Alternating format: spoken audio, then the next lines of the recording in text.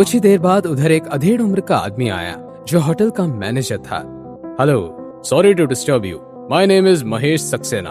फिर उसने अपनी नजरें करण की तरफ की और बोला, सर लगता है हमारे रेस्टोरेंट की वाइन नकली है।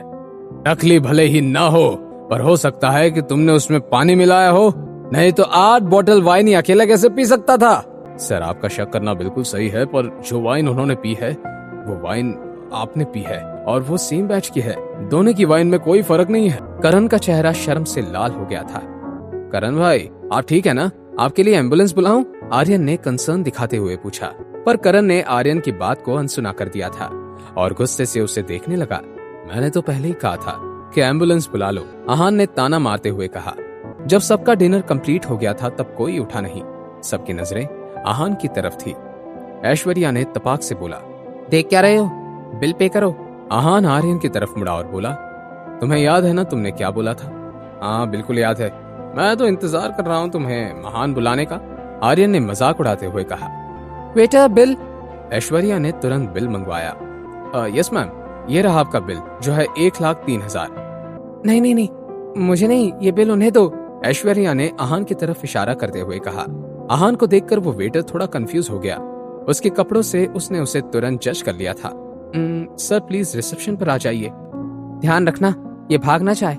ऐश्वर्या की बातों से सब सहमत थे, क्योंकि जितना अमाउंट था वो एक मामूली एम्प्लॉय नहीं भर सकता था। इसलिए सबको चिंता थी कि कहीं आहान भाग ना जाए। सब लोगों ने आहान को घेर लिया था और सब रिसेप्शन पर पहुंचे। जल्दी से बिल भरो, मैं तुम्हें महान बुलाने का इंतजार कर रहा हूँ, आर्यन ने कहा।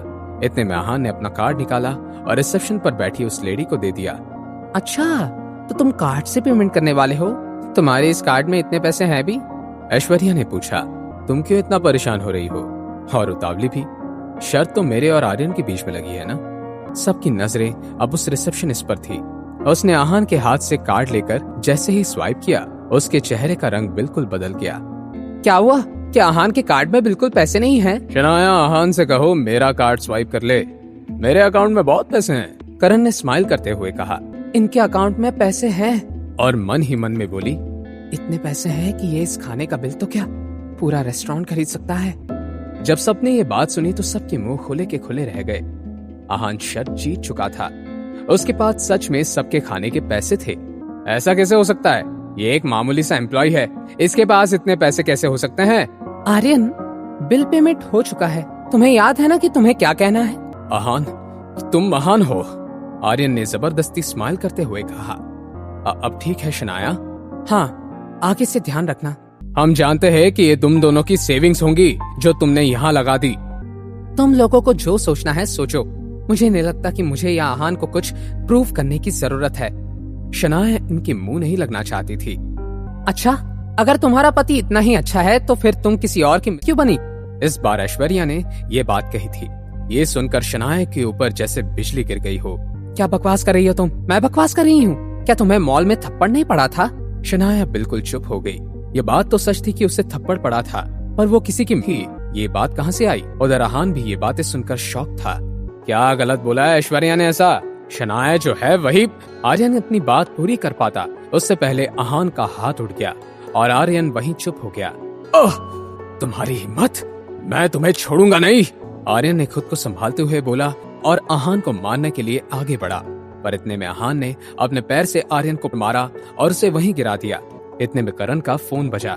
फोन पर नाम देखकर करण के माथे पर पसीना आ गया, फिर भी उसने डरते हुए फोन उठाया। आयशा, कैसी हो तुम? तुम्हें मुझे कॉल करने का टाइम कैसे मिला? शनाया तुम्हारे साथ है? आयशा ने करण की बात को इग्नोर करते हुए अपना ही सवाल पूछा। हाँ हाँ, वो मेरे साथ ही है, करण ने जवाब दिया। उसे लेकर वशिष्ठ हाउस आओ, आयशा ने इतना कहकर फोन रख दिया। करण को परेशान देखकर जिया ने पूछा, करण किसका कॉल था? आयशा मेहता, करण ने जवाब दिया। आहान को कुछ समझ नहीं आ रहा था। उसने शनाया की तरफ देखा और शनाया का चेहरा भी अलग एक्सप्रेशन से भरा हुआ था। बेबी क्या बात है? आहान ने पूछा। अब कुछ नहीं। आहान को साफ साफ समझ आ रहा था कि शनाया और इस आयशा के बीच कुछ तो था। आयशा मेहता कौन है और वो शनाया से क्यों मिलना चाहती है? शनाया और आयशा के बीच ऐसा क्या हुआ था? जानने के लिए देखिए अगला एपिसोड सिर्फ पॉकेट एफएम के यूट्यूब चैनल पर और सीक्रेट अमीरजादा के सारे एपिसोड्स को सुनने के लिए डिस्क्रिप्शन में दी हुई लिंक से डाउनलोड कीजिए पॉकेट FM ऐप।